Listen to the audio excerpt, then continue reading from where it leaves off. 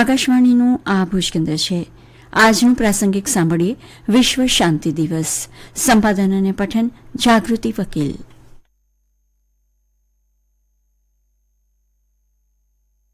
સર્વે ભવન્તુ સુખિનઃ સર્વે સંતુ નિરામયાઃ.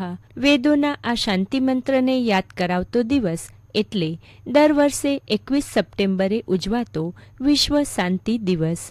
આ દિવસ મનાવવાનો ખાસ હેતુ એ છે કે આંતરરાષ્ટ્રીય સ્તર પર તમામ દેશ અને નાગરિકો વચ્ચે શાંતિ વ્યવસ્થા જળવાઈ રહે અને શાંતિ જાળવવા માટેના પ્રયત્નો કરવામાં આવે.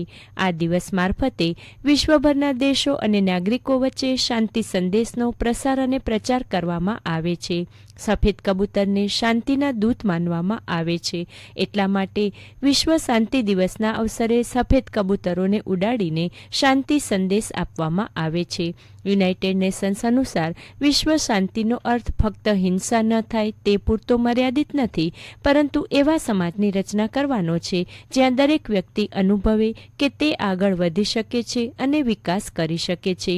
આ દિવસે યુનાઇટેડ નેશનલ જનરલ એસેમ્બલી રાષ્ટ્રો અને લોકો વચ્ચે અહિંસા, શાંતિ અને યુદ્ધ વિરામના આદર્શોને પ્રોત્સાહન આપવાનો પ્રયાસ કરે છે. સંયુક્ત રાષ્ટ્રએ વર્ષ 1981માં વિશ્વ શાંતિ દિવસ મનાવવાનું જાહેર કર્યું હતું.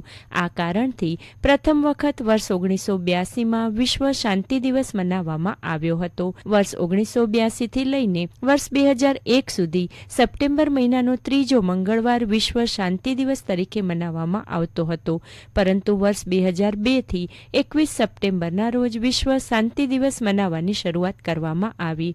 વર્ષ 2001માં 21 સપ્ટેમ્બરને વિશ્વ શાંતિ દિવસ જાહેર કરવામાં આવ્યો. આ પહેલા તે સપ્ટેમ્બરના ત્રીજા મંગળવારે વાર્ષિક સામાન્ય સભાના ઉદ્ઘાટન સત્રની ઉજવણી કરવામાં આવી હતી. આ દિવસની યાદમાં ન્યૂયોર્ક સિટીમાં સંયુક્ત રાષ્ટ્રના મુખ્યાલયમાં UN પીસ બેલ વગાડવામાં આવે છે.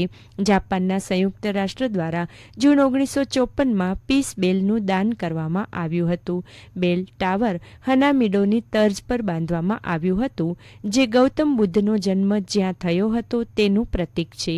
આ દિવસે ખાસ ઘંટડી વગાડવાની પ્રથા છે.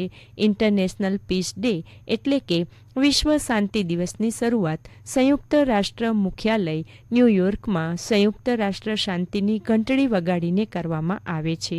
આ ઘંટડીની એક બાજુ લખ્યું છે કે વિશ્વમાં શાંતિ હંમેશા જળવાઈ રહે.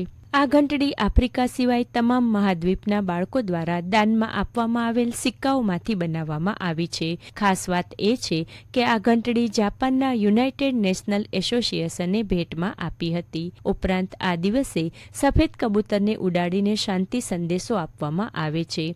એવું માનવામાં આવે છે કે બાઇબલના એક પ્રસંગમાં કબૂતરો ભયંકર પૂર સમયે માનવોને મદદ કરતા દેખાયા હતા. એવું પણ કહેવાય છે કે પ્રખ્યાત સ્પેનિશ કલાકાર પાબ્લો પિકાસો દ્વારા તેમના ચિત્રોમાં કબૂતરોનો ઉપયોગ શાંતિના સંદેશાવાહક તરીકે તેમની લોકપ્રિયતા વધારવામાં ઘણો ફાળો આપે છે. યુદ્ધની દુર્ઘટના દર્શાવતી તેમની પ્રખ્યાત ગ્યુર્નિકા પેઇન્ટિંગમાં કબૂતરોને ઘાયલ ઘોડાઓ અને પશુઓને સાજા કરતા દર્શાવવામાં આવ્યા છે. વર્લ્ડ પીસ કોંગ્રેસ માટેના પોસ્ટરમાં 1949માં પિકાસોએ પેરિસમાં સફેદ કબૂતર દોર્યું હતું. વિશ્વના દરેક દેશમાં ઠેર ઠેર સફેદ કબૂતરોને ઉડાડીને શાંતિનો સંદેશ આપવામાં આવે છે. આ કબૂતર શાંતિનું પ્રતીક છે, જે પંચશીલના સિદ્ધાંતને વિશ્વભરમાં ફેલાવે છે. સફેદ કબૂતર ઉડાડવાની આ પરંપરા પ્રાચીન કાળથી ચાલતી આવી છે. વિશ્વ શાંતિ માટે ભારતનો મંત્ર પંચશીલ કહેવાય છે.